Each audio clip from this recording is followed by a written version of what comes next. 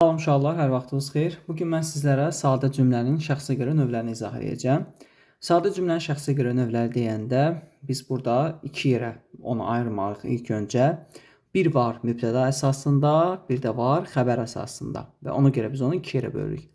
Xəbər əsasında formalaşanlar, bunlar müəyyən şəxsli, qeyri-müəyyən şəxsli, ümumi şəxsli və şəxssiz. Amma mübtəda əsasında formalaşanlar isə adlıq cümlədir. Adlıq cümləni tapmaq rahatdır. Əsas məsələ biz bu xəbər əsasında formalaşan cümlələrin üzərində dayanacağıq. Birinci başlayır elə müəyyən şəxsli cümlə. Gəlin baxaq görək müəyyən şəxsli cümlə nədir? Mübtədası və xəbəri iştirak edən cümlələr nə olur? Müəyyən şəxsli cümlələr olur.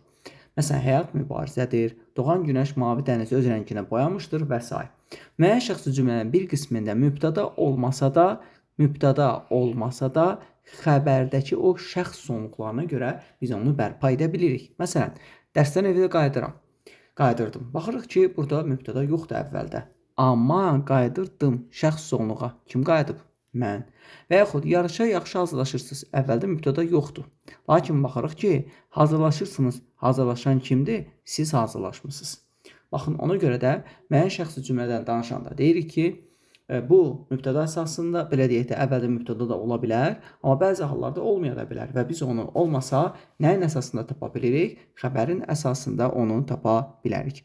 Verilən cümlələrdən aydın olur ki, birinci və ikinci şəxsin təki və cəmi, eləcə də üçüncü şəxsin təki asanlıqla bərpa olunan mübtədası cümlələr müəyyən şəxsi cümlələrdir. Belə cümlələr əsasən mübtədası daha çox birinci və ikinci şəxsdə, yəni həm təkdə, həm də cəmdə olan cümlələrdir. Təbii ki, belə buraxılmış mübtədaları xəbərdəki şəxs sonluqlarına görə asanlıqla bərpa etmək olur. Yəni, çox işlədim mən, meşədən xeyli odun yığdıq, biz və s. Müəyyən şəxsi cümlələrdə ikinci dərəcəli üzvlərin iştirakı baxımına görə müxtəsər və geniş cümlə yaranır. Deməli, müxtəsər və ya geniş cümlə olması nəyə görədir? İkinci dərəcəli üzvlərin işlənməsinə görədir. İkinci dərəcəli üzv iştirak eləməzsə, o müxtəsərdir, yəni ixtisar olunmuş, belə deyək. İkinci dərəcəli üzv varsa, bu geniş cümlə olur. Məsələn, Muxtar getdi. Muxtar burada mübtədadır, getdi də xəbərdir. Gülnaranın oyuncağı lap təzədir. Necədir təzədir? Yəni, Gülnaranın oyuncaqları. Gedirik kim? Biz. Gedir. Görürsünüz, burada heç bir ikinci dərəcəli üzv yoxdur. Amma deyirəm, biz sabah rayona gedəcək. Nə edəcək? Gedəcək haraya? Rayona kim? Biz nə zaman? Sabah. Məsələn, Rəşid ağıllı tələbədir. Kimdir tələbədir? Necə tələbədir? Ağıllı. Kim Rəşid? Yəni, ən azından baş üzvlərinə yanaşı, yəni qrammatik əsasla yanaşı, orada ikinci dərəcəli üzvlərindən biri iştirak etsə də, biz onu müəyyən şəxsli cümlədə geniş cümlə deyə bilərik. Müəyyən şəxsli cümlənin xəbəri bütün şəxs və cəmiyyətlərdə ola bilər. Növbəti gəlirik biz qeyri-müəyyən şəxsli cümləyə. Gəlin baxaq görək qeyri-müəyyən şəxsli cümlə nə deməkdir? Qeyri-müəyyən şəxsli cümlədə hərəkət və ya hökmün qeyri-müəyyən şəxsə aid olduğunu bildirir. Xəbər əsasında formalaşır. Mübtədası olmur və yadda saxlayın, mübtəda yoxdur. Bəzən çünki uşaqlar feilin qrammatik məna növlərini bununla qarışdırırlar. Məhsuluna qeyri-müəyyən. Bunlar fərqli-fərqli anlayışlardır. Belə cümlələrin xəbəri nədə olmalıdır? Üçüncü şəxsin cəmi olmalıdır. Bir də mübtəda nə olacaq? Mübtəda olmur. Bunu yadınızda saxlayın. Məsələn, yarış keçirirdilər. Kim keçirdi bu yarışı? Dəqiq deyil. Yəni, bir qeyri-müəyyən şəxs və yaxud bir qrup. Uşaqları qonaq çağırmışlar. Nə etmişlər? Qonaq çağırmışlar. Kim? Bilinmir burada da. Yoxdur. Kimi qonaq çağırıblar uşaqları? Deməli, qeyri-müəyyən bir şəxs və ya qrup tərəfindən olunursa və hadisə baş verirsə və üçüncü şəxsin cəmindədirsə, bu qeyri-müəyyən şəxsli cümlə hesab olunur. Belə cümlələrdə işi icra edən əsasən bir qrup şəxsdən ibarət olur, lakin onlar qeyri-müəyyən olurlar. Yəni, belə deyək də, bunun şəxsi cümlədən fərqli olaraq təxmin oluna bilər, amma konkret şəkildə biz onu bərpa edə bilmərik. Qeyri-müəyyən şəxsi cümlələrdə biz baxırıq, elə bil ki, sanki, deyəsən, güya ki, modal sözlərindən istifadə olunur. Qeyri-müəyyən şəxsi cümlələrdə müxtəsər və geniş ola bilərlər. Deyirdilər, müxtəsər ki, bu işdə bizə kömək edəcəklər, geniş cümlədir. Qeyri-müəyyən şəxsi cümlə müxtəsər olma imkanları məhduddur. Bu cümlələrin müxtəsər forması əsasən mürəkkəb cümlənin tərkib hissələrində ola bilər. Yəni, çox zaman ola bilməz. Çünki bu qeyri-müəyyən şəxsi bir cümlədə axı. Buna mütləq, belə deyək də, bu geniş olmalıdır ki, yanında tamamlıq, xəbər və ya zəiflik xəbər kimi anlayışlar rast gəlinsin. Xəbəri üçüncü şəxsin cəmində olan bütün cümlələr qeyri-müəyyən şəxs cümlələr fikri doğru deyil. Çünki orada əgər mübtəda olarsa, onda bu qeyri-müəyyən şəxsi cümlə olmayacaq. Ona görə deyir ki, xəbəri üçüncü şəxsin cəmi plus mübtəda nə olmalıdır? Mübtəda yoxdur plus qeyri-müəyyən qrupa aid olsun. Yəni siz bunların bir qayda kimi yadda saxlasaz, üçüncü şəxsin cəmini varsa, mübtəda yoxdursa və qeyri-müəyyən bir qrupdursa, bunu niyə görə deyirəm? Çünki atalar sözləri ilə məsələlərdən fərqləndirib, bunu ümumi şəxsi cümlə ilə siz qarışdırmayasınız. Bax, bu üçü, bax, bu birinci, bu ikinci, bu da üçüncü. Bu üçü orada iştirak edəcəksə, bir düstur kimi artıq olacaq bu nə? Qeyri-müəyyən şəxsli cümlə. Ümumi şəxsli cümlə nədir? Hərəkət və ya hökmün bayaq qeyri-müəyyən bir şəxsə aid idi. Burada hərəkət və hökm hamıya aid olacaq. Və burada ikinci şəxsin təki və üçüncü şəxsin cəmi olacaq. Bu atalar sözləridir, məsəllərdir, aforizmlərdir və s. Bunlara rast gələcəyik. Məsələn, deyirik ki, dostlar günündə tanısınız, dostlar günündə sınayarlar. Hər addımbaşı böyük tikiliyə rast gəlirsən. 100 ölç, 1 biç. Amma belə bir deyim var ki, bütün atalar sözləri, məsəllər, aforizmlər ümumi şəxsidir. Fikri doğru deyil. Çünki orada mübtəda olsa, o olmayacaq. Çünki bu nə deyir? Deməlidir, ikinci şəxsin, bax burada belə, ikinci şəxsin təki və yaxud üçüncü şəxsin cəmi plus mübtəda yoxdur plus ümumi hamıya aid.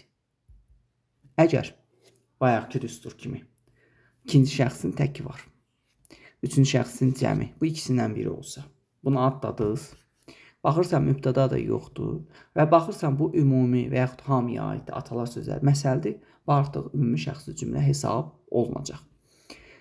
Məsələn, baxın, sabahki iclasa yaxşı hazırlaşırsan, sən fikir verirsiniz, müəyyən və qeyri-müəyyən, istirahət zonasında çoxlu xarici qarşılaşırsan, bu sən yox, hamıdır. Məktəbdə yığını təşkil etmişdilər. Kim? Onlar. Yəni, bu qeyri-müəyyən bir adam təşkil edir. Qaçanı qovmazlar. Bu da hamıya aiddir. Yəni, bu qeyri-müəyyənə aid, bu hamıya. Deməli, biz burada nə etməliyik? Fikrimizə baxmalıyıq ki, bir qeyri-müəyyənə aid olmalıdır, biri də ümumi hamıya aid olmalıdır. Və nə deyir bizə? Deyir ki, qeyri-müəyyən şəxsi cümlədə çoxluq bir iş görürsə, ümumi şəxsi cümlədə bir iş hamıya aid olur. Qeyri-məsələn, onu səhər saat 6 məktəbə çağırdı. Bir iş, yəni çağırma, bir şəxs yox, bir qrup şəxs edib. Anadan belə laqeyd danışmaz. Burada danışmamaq bir nəfərdən yox, hamıdan tələb olunur. Ümumi şəxsi cümlələr daha çox geniş cümlə şəklində olur. Mürəkkəb cümlə tərkibində müxtəsər ümumi şəxsi cümlə işlənə bilər. Məsələn, oxuyarsan, adam olarsan.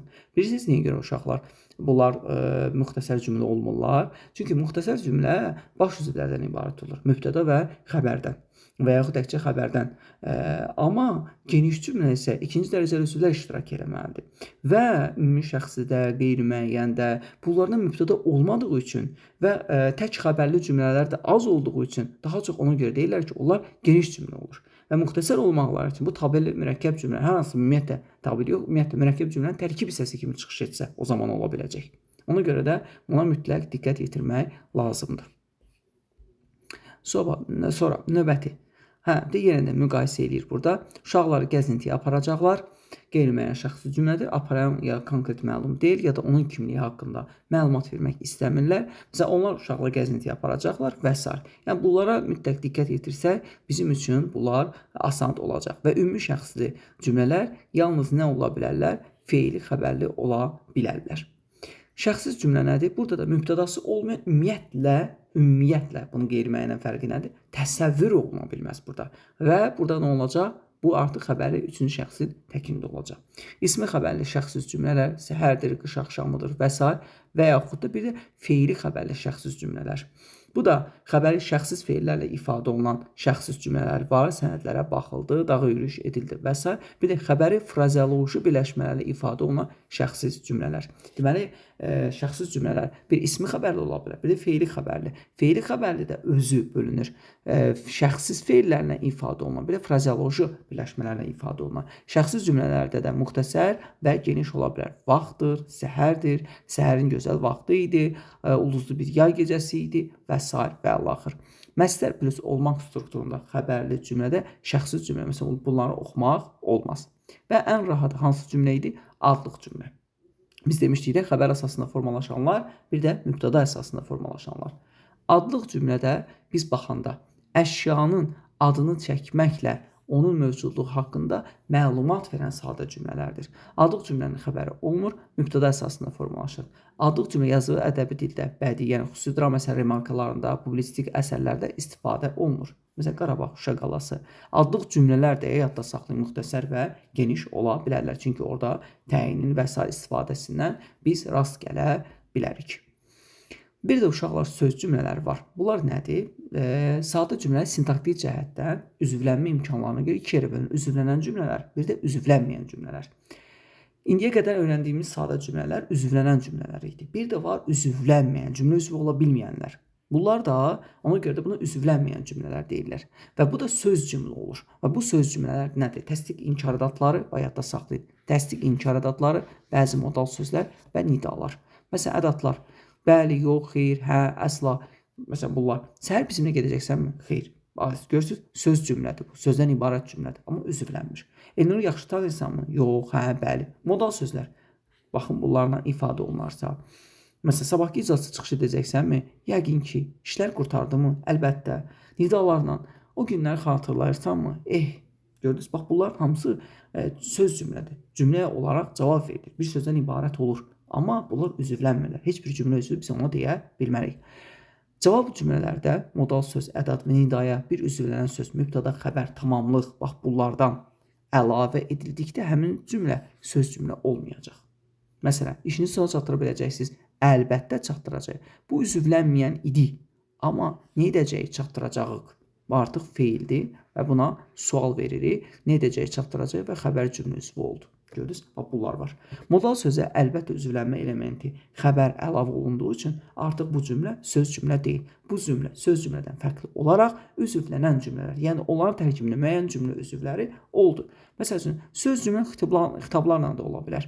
Dərslərini oxumusan, əlbəttə, ana, gördünüz, əlbəttə də üzvlənməyəndir. Biz bilirik axı xitab ara sözlərdə üzvlənmir. Əgər sual cümləsi ilə sual əvəzlikləri formalaşıbsa və əgər sual cümləsi ilə sual əvəzlikləri ilə formalaşıbsa, həmin cümləyə söz cümləyə cavab vermək mümkün olmayacaq. Məsələn, sən hara gedirsən?